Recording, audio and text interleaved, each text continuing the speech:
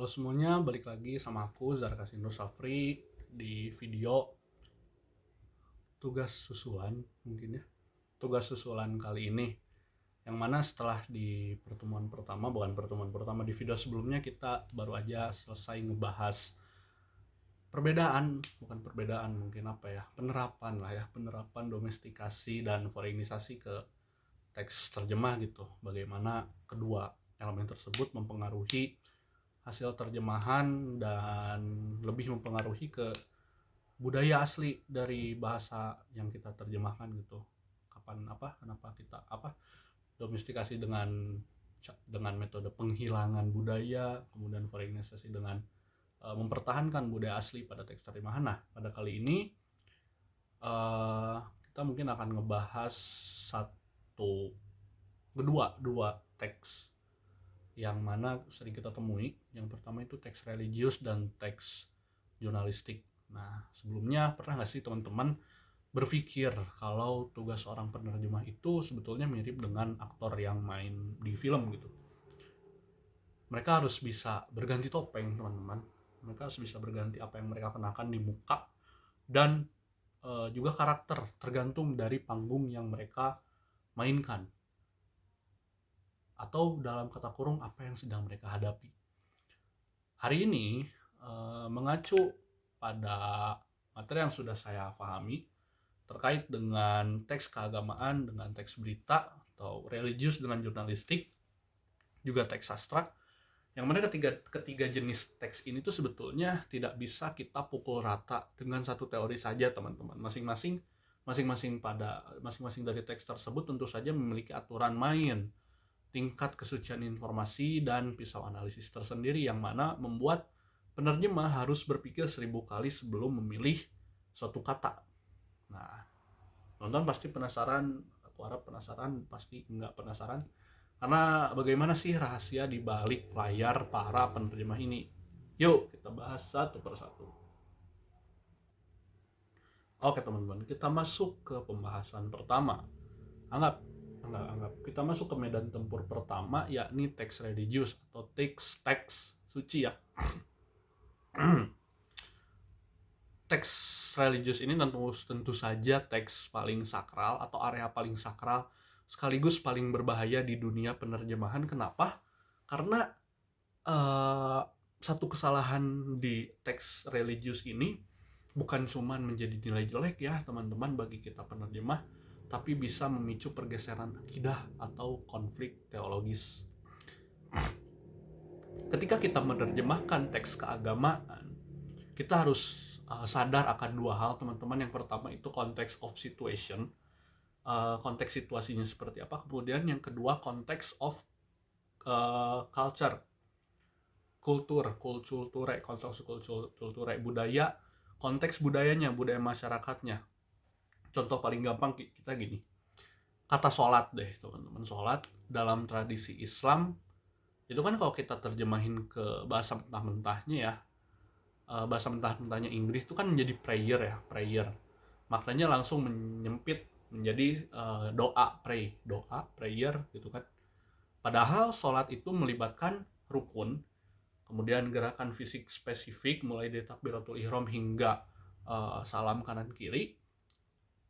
Juga waktu tertentu yang tidak bisa diwakili oleh kata prayer. Jadi ketika sholat diterjemahkan menjadi prayer, yang mana prayer ini secara mentah-mentahnya digunakan menjadi doa ya, padahal doa dan sholat ini tuh sesuatu yang spesifikasinya berbeda gitu teman-teman, bukan hanya sekedar mengatakan kemudian kita meminta, itu doa. Sholat itu secara definisi apa yang dimulai oleh takbiratul ihram dan diakhiri oleh salam, itu sholat. Tapi ketika kita terjemahkan ke bahasa Inggris itu menjadi prayer, teman-teman. Disinilah kita butuh pisau analisis yang tajam. Lagi-lagi teori Lawrence Venuti, yang mana di sebelumnya kita bahas domestikasi versus foreignisasi. Teks keagamaan seringkali menjadi arena pertempuran dua ideologi ini. Yang pertama, penerjemah yang memilih foreignisasi akan mempertahankan kata asli seperti sholat, zakat, atau mukmin. Karena ya foreignisasi ya teman-teman, kita masih mempertahankan budaya asli. Agar apa? Agar kesucian dari teks aslinya tetap terasa gitu, tetap tertahan dan bisa kita rasakan di telinga pembaca, meskipun pembaca harus sesaat untuk berpikir gitu. Sebaliknya, teman-teman, ketika kita menggunakan metode domestikasi, kata sholat sendiri akan menjadi apa ya? Menjadi lunak, kata-kata yang lunak, dan kata-kata lunak ini menjadi padanan lokal agar masyarakat awam langsung paham tanpa adanya hambatan bahasa gitu, teman-teman. Contoh lainnya, selain sholat, misalkan frasa Arab seperti ridho Allah, ya, ridho Allah fi ridho walidain, atau ridho Allah terdapat pada ridho kedua orang tua, kan diterjemahkan menjadi keridhaan ya, keridhaan Allah Subhanahu wa taala. Nah, pilihan untuk mempertahankan sebutan Allah Subhanahu wa taala adalah bukti nyata bahwa penerjemah condong pada strategi foreignisasi demi menjadi identitas religius teks sumbernya. Jadi ketika ridho Allah diterjemahkan, itu tidak hanya diterjemahkan sekedar ridho Allah saja, melainkan ada tambahan Subhanahu wa taala. Karena kenapa? Karena kan budaya kultur masyarakat dan situasi yang mana keduanya seringkali menyebutkan secara bersamaan Allah dengan Subhanahu wa taala. Maka menggunakan metode foreignisasi, ketika menerjemahkan ridho Allah, terjemahannya adalah ridho Allah Subhanahu wa taala. Seperti itu, teman-teman. Oke, sekarang mari kita lepas topeng religius kita, karena kita sudah selesai membahas teks suci tadi. Masuk kita ke teks kedua, yakni teks berita atau penerjemah berita. Kontras tentu saja berlawanan ya dengan teks religius yang penuh misteri spiritual yang sepenuhnya tidak bisa kita bongkar gitu. Teks berita ini merupakan komoditas industri. Berita-berita di luaran sana itu dijual demi kejelasan informasi, aktualitas, dan kecepatan. Ya, aktualitas, akurasi, dan kecepatan. Di dunia jurnalistik ada hukum sakral bernama inverted pyramid. Jadi kebalik. Kok masih? Iya, teman-teman, inverted pyramid atau piramida terbalik. Informasi yang paling penting, paling panas harus ditaruh di paragraf pertama atau head di paling atas. Jadi gini gitu, guys. Gitu. Tugas penerjemah di sini adalah menjaga agar struktur ini tidak hancur, struktur inverted pyramid ini tidak hancur. Nah, jangan sampai karena kita terlalu asik berbahasa basi memilih kata yang indah, kata yang sastra, kata yang wah, ya, orang anak BSA, orang mau pakai kata-kata sastra, karena kita gitu bahasa-basi memilih kata yang indah, inti beritanya malah tenggelam gitu, teman-teman, malah tenggelam ke bawah, malah wah, ini bukan teks berita lagi gitu.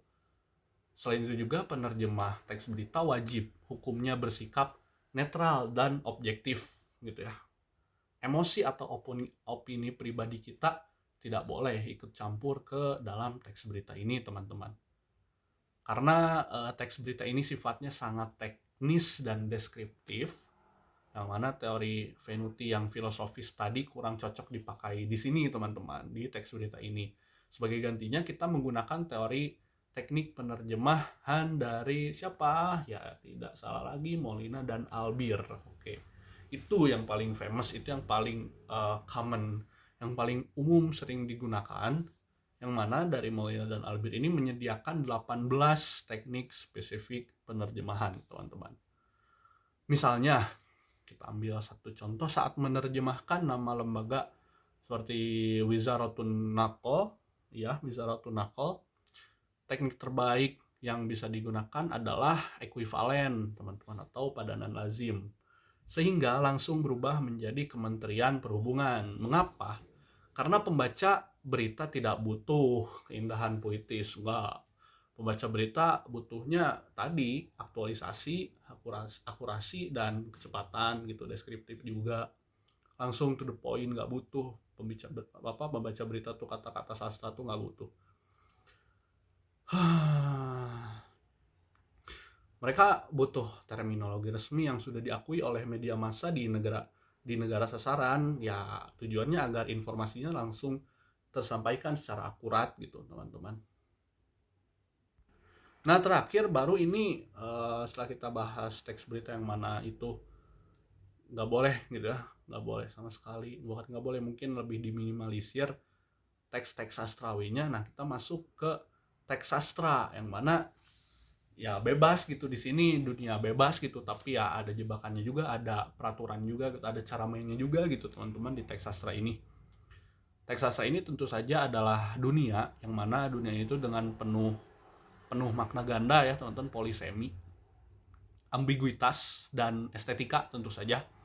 Di panggung ini bentuk bahasa, rima, kemudian pilihan kata itu sama pentingnya dengan makna yang terkandung di dalamnya teman-teman. Maka di sini kita bisa bebas gitu memilih kata-kata sastra atau apapun itu gitu di teks sastrawi ini. Jadi menerjemahkan sastra itu bukan sekedar memindahkan arti kata dari kamus. Tantangan terbesarnya adalah menangkap spirit atau jiwa dari teks tersebut teman-teman. Kalau teks aslinya ditulis dengan suasana melankolis dan sedih, melankolis teman-teman tahu ya, melankolis dan sedih, maka teks terjemahannya juga harus bisa membuat pembaca lokal merasa sedih. Itu terjemah teks sastra teman-teman. Kalau kita terjebak menerjemahkan metafora sastra secara literal atau harfiah, kita justru akan membunuh keindahan karya sastra tersebut. Karena sastra bergantung, sangat-sangat bergantung pada tujuan estetika sang penulis karya sastra itu sendiri. Pisau analisis yang paling pas untuk membedah terjemahan teks sastra ini adalah teori Skopos ya, yang dicetuskan oleh Hans J. Vermeer. Yang mana teori ini atau teori Skopos menyatakan bahwa strategi penerjemahan itu sepenuhnya ditentukan oleh tujuan atau Skopos teks tersebut dibuat. Jadi tujuan teks dibuat ini tuh apa? Maka ya itu gitu yang digunakan teman-teman. Nah contohnya kalimat puitis ya, karena kita ini bahasannya teks sastrawi, maka ya kita harus merujuk ke contoh-contoh karya sastra. Jadi mungkin ada kalimat puitis bahasa Arab, tasilul anhar akhiron ilal bihar. Secara harfiah ketika coba kita terjemahkan dulu secara harfiah terlebih dahulu, artinya sungai-sungai itu akhirnya sampai ke laut, sungai yang akhirnya sampai ke lautan teman-teman ya. Namun dikarenakan kita sedang membahas teks sastrawi,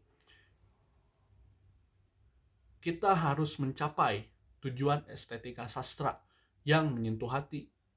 Jadi ketika kita menerjemahkan Tasirul Anharul Akhiran ilal bihar itu tidak hanya secara harfiahnya saja teman-teman, melainkan kita mencapai terjemahan yang mana itu mencapai tujuan estetika teman-teman. Nah, penerjemah mungkin di sini kita terjemah ubahannya menjadi sebagaimana sungai-sungai pada akhirnya bermuara ke lautan. Seperti itu teman-teman.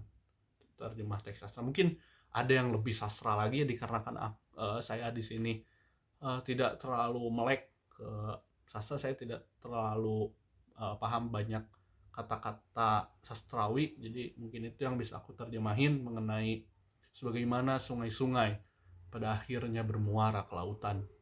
Nah, di sini kata bermuara dipilih menggantikan kata sampai, atau di Arabnya itu ilal ya, akhiran ilal bihar.